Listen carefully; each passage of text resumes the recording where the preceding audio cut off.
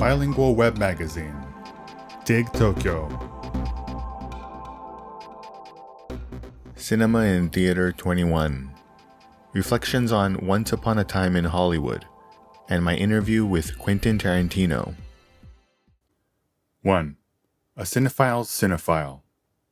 Growing up in the 90s, an unsurprisingly high percentage of my friends had a poster of Quentin Tarantino's Pulp Fiction hanging on the wall of their bedrooms. As someone who had a world map decorating his wall, the Pulp Fiction poster, designed to resemble the cover of a Pulp Fiction novel, with Uma Thurman laying on her stomach with her legs crossed behind her, cigarette in hand, seemed to me to be a hallmark of coolness. In 90s America, specifically a teenager like me living an unremarkable life of boredom in suburbia, Tarantino's films were eye-opening. Scenes of the most mundane dialogue made interesting, punctuated with sudden bursts of striking violence. Nostalgia as a thrill rather than a sentimental yearning. Non-linear plot structure. An experimental indie spirit. Tarantino became synonymous with cool, and my friends and I would constantly quote his dialogue to each other. In the fall of 2003, I was mere weeks into college life at UCLA when Kill Bill Volume 1 hit theaters. Like any good fanboy, I immediately went to my local theater in Westwood, a college town and the home of UCLA, to watch the film. And I still remember to this day the excitement I felt walking out of the experience. Kill Bill is a genre-bending mishmash of Tarantino's influences: martial arts films, samurai films, blaxploitation, macaroni westerns, and Japanese anime. While the story is straightforward, the presentation is anything but. Tarantino has a reputation as a cinephile's cinephile, and part of the charm of his work is that his films double as whirlwind tours of film theory and history. Tarantino's latest film, Once Upon a Time in Hollywood, has several key scenes that take place in Westwood and along nearby Wilshire Boulevard. What's more, 1969 Hollywood is brought to life not through CGI, but through the magic of cinema. Having stores put up signs designed to evoke the era, and bringing in over 2,000 vintage cars for the production. The director's attention to detail shines through in every frame. So naturally, when I heard that I would have the chance to interview Tarantino about this film for Sekai Hashin SNS Eigojutsu, the theme to Kill Bill immediately started playing in my head. All of the defining moments in your life require a score. 2. About Once Upon a Time in Hollywood. Quentin Tarantino's ninth film is a love letter to the city of LA and the Hollywood industry. Set in Hollywood in 1969, it follows the day in the life of fading actor Rick Dalton, Leonardo DiCaprio, and his longtime stunt double, Cliff Booth, Brad Pitt. Margot Robbie is luminous as Sharon Tate, but looming over her and the rest of the film is the tragedy of her impending fate. 3. About Quentin Tarantino. Profile. Quentin Tarantino is an American film director, screenwriter, and actor. Obsessed with Hollywood and films from a young age, he dropped out of high school around age 15 and took acting classes at a local theater company.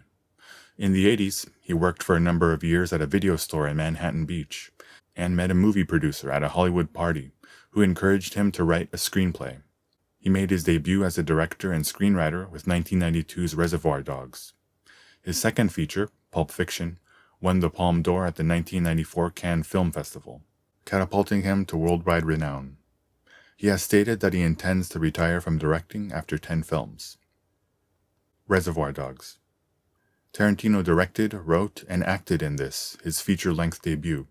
Despite being a heist film, the film does not depict the actual crime, and instead takes place before and after the failed heist.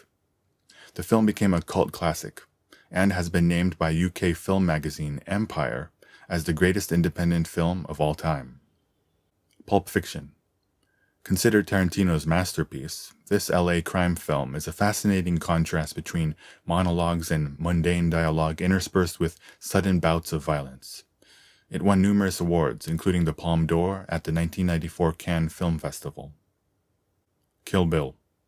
This revenge flick is brimming with Tarantino's obsessive love for Japanese B-movies.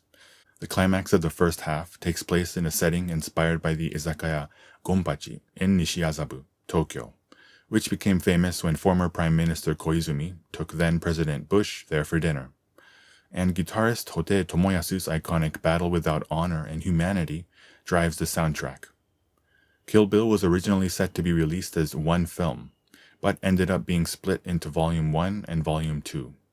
Still, based on the fact that Once Upon a Time in Hollywood is being sold as Tarantino's 9th film, the director apparently counts Kill Bill as one movie.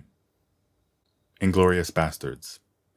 Tarantino's World War II revisionist history film takes place in Nazi-occupied France, where a ragtag team of Jewish American soldiers hunt down Nazis, and a young Jewish French woman whose family was killed by an SS colonel seeks revenge.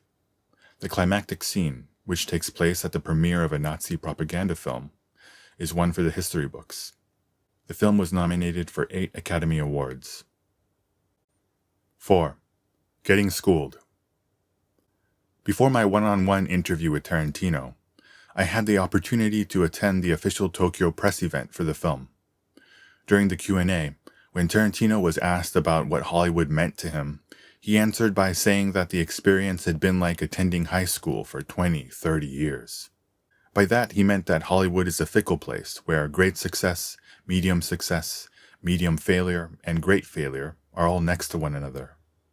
Many of the people there are the same throughout the years, but fortunes and reputations shift constantly. Over a certain period, you could be really close to someone, but then distance may develop between you despite never really falling out. For Tarantino, his experience in Hollywood has been like the 4 years of high school stretched out over decades. One more thing from the press event that struck me was when producer Shannon McIntosh talked about the pleasure of being on a Tarantino set. She said in between filming, the director gives cast and crew film lessons, giving recommendations and talking about the industry's rich history. She said that the cast and crew become like family, and whenever word gets out that Tarantino is working on a new film, people call her up asking when production might begin. They fully intend to plan their working schedules so that they can be part of the next Tarantino joint. In my one-on-one interview with Tarantino, he spoke passionately about not only his latest film, but about filmmaking in general. When I asked him why he continues to shoot on film in an age when digital has become the norm, he answered, "For me, movies are shot on film. That's why they're called films." Tarantino is also known for his preference for real props and sets, and his attention to lighting. He told me that film, and the theatrical experience, was the best medium for presenting those aspects in their full glory. And, he added, film just looks better. When I asked him if he had any words of wisdom for aspiring filmmakers, he lamented that on the majority of movie sets today, the director sits behind a monitor, oftentimes in a separate room. He jokingly referred to such rooms as Chairtown or Video Village, and explained that because in a situation like that, then that TV screen, that monitor, is directing the movie. You are not directing the movie. He stated in no uncertain terms his belief that the director should be right next to the camera, where he or she can hold the same vantage point and make his or her presence known to the actors. That way, the actors act not for the cameras or for some unseen audience in some faraway living room, but for the director. Tarantino is known for his physically expressive demeanor, waving his large hands wildly as if conjuring movie magic right before your eyes. Each time he pointed at the camera during our interview, I got chills.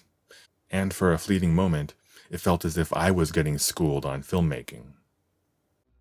Cinema and Theater 21. Reflections on Once Upon a Time in Hollywood, and my interview with Quentin Tarantino.